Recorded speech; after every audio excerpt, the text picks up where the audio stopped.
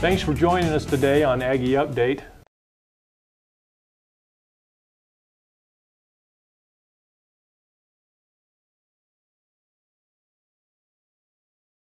It's good to be back here, Bob. Not a stranger to VTV. I enjoy visiting with you, and you've taken on a new title, Associate Dean. As I read across our email messages we have to one another in literature, your title seems to be one of the larger titles. You do a lot of things. So maybe help the audience understand just how you came about the Associate Dean title, because I think a lot of people in our community, and I didn't know for a long time what exactly a dean meant, and then you have an associate dean, which you occupy that title and that position now. Tell us a little bit about how you acquired that. Well, it's about 2 years ago, maybe a little bit more than that now. The Utah State University regional campus system went to a model where the campuses were led by deans rather than executive directors. Well, we called Dean Edwards dean and executive director, but the dean title carries with it an academic flavor. In other words, in order to qualify for a dean position, you have to be quite accomplished academically first, which our dean is, promoted to full, all the way through the academic ranks to the highest rank of professor.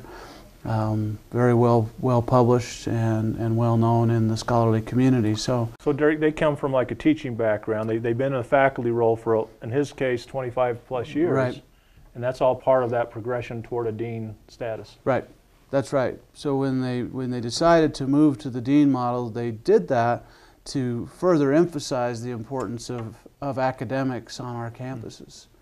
And so in order to make progress academically, they wanted to have highly qualified academicians as leaders, and so that's why we now have a dean leading our campus. And an associate dean is simply a member of the faculty. Again, the word dean is in the title, so that implies that this person is also coming from an academic background. And so the dean will pick an associate dean who has made some things happen in his life academically and accomplished some things and is starting to move along that path. So in my particular case, Dean Edwards approached me some time ago and had asked me to join him as part of his management team as an associate dean, and it gave me certain responsibilities at the campus to see over. And that frees him up so that he can do some things that he wants to do in terms of growing the programs and the campus. Well, I'm not going to look over that lightly, because you're very much accomplished in a lot of the things that you've done, and where you've been teaching in the social work program. That lead, and this will speak well of yourself when we're talking about you being the coordinator of the MSW program, not just for the Uinta Basin, for USU. For the entire university. So that's one of those things that I don't want to gloss over, and you've accomplished a lot. That means a great deal to have somebody out here who oversees the program, a Logan originated program, if you will. We're all USU, but that's quite a standout. It's an accomplishment you've had, so hats to you. Well, thank you. I don't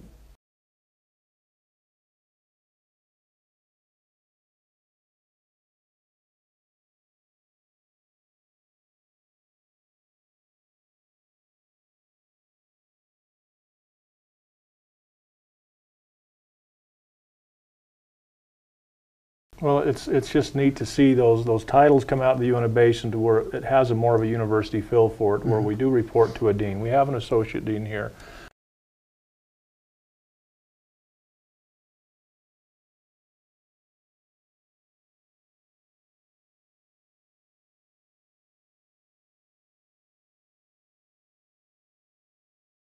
find a way to come back. Yeah. Boys have been athletic as you were. You followed them through the football years. Yeah. And still have one going up to Utah State, hoping to gain a position on their football team there. Yeah, he's been thinking about making that happen. So I know you have some ties to a lot of schools around the country, but are you an Aggie? Oh yeah. My undergraduate degree is from Utah State University, so first and foremost, I am an Aggie. There you go. When we come back, we'll continue our discussion more with Dr. Tollefson and more about the MSW program and some of his students that he's helped get into the workforce after the wonderful career they've had in academia. We'll be back in a few moments. At Utah State University, we understand your priorities because we live in the same communities. We realize you don't want to give up what you love to get what you need. That's why we offer over 40 quality degree programs in communities throughout Utah.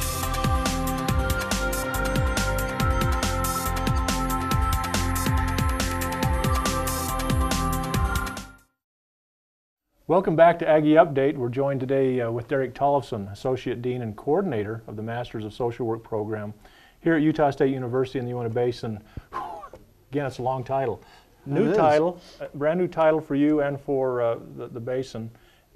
Without going into too much detail about your responsibilities, one is, Derrik, the attention to continued growth and recruitment of our programs out here.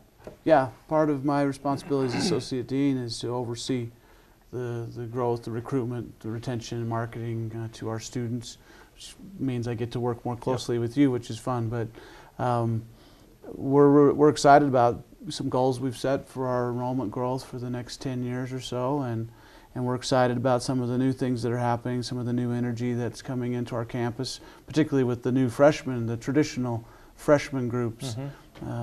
Those that are coming right out of high school and those that are coming off of missions and choosing to enroll in our campus as more of a true freshman. So it brings that kind of youthful energy into our campus, lowers the average age of our campus a little bit, and I think it's been fun to have more of them walking our halls in our classrooms. Well, I think when you and I were going to school, the mission of the campus here at Utah State, it's been here since the 60s, I know, but there wasn't quite the push. It took on the extension term, and then it was for people coming back to school, maybe our ages coming back to school. That was kind of the mentality, as it was for older people coming back, which it still is. It's for everybody, but I like the heightened attention in making it more of a campus feel with a traditional age.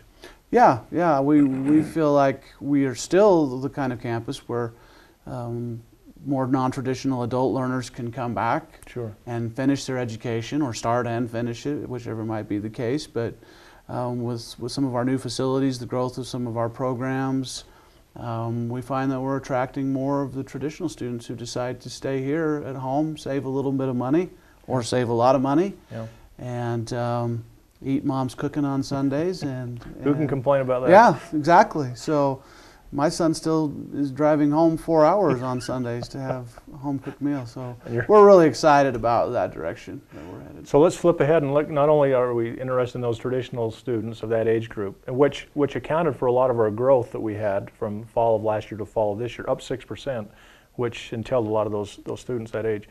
Let's talk about the graduate students that you have a lot to do with, and particularly the MSW program. You ran a cohort, the first cohort of that program, of 40-something students? Yeah, we just graduated 40 in our part-time program, so it was 11 of those were tied to our regional campus. Local Uinta Basin students, 11. What are they doing right now? Well, they're all out doing what they went to school to do. Some of them were already employed, and so it's just given them an opportunity to advance in their place of employment, but some of them are bringing new services to the Uinta Basin. I'm thinking of a couple of my students who are involved right now in bringing a program that is designed to recruit and train therapeutic foster homes for some of our kids that are struggling and have had to been removed from their homes, and they're starting up some counseling services. And I've got a couple of students that have been involved with the Ute Tribe's inpatient drug and alcohol treatment center, and so they're doing a lot of great things that are making the Uinta Basin a better place to be. That's got to make you feel pretty good.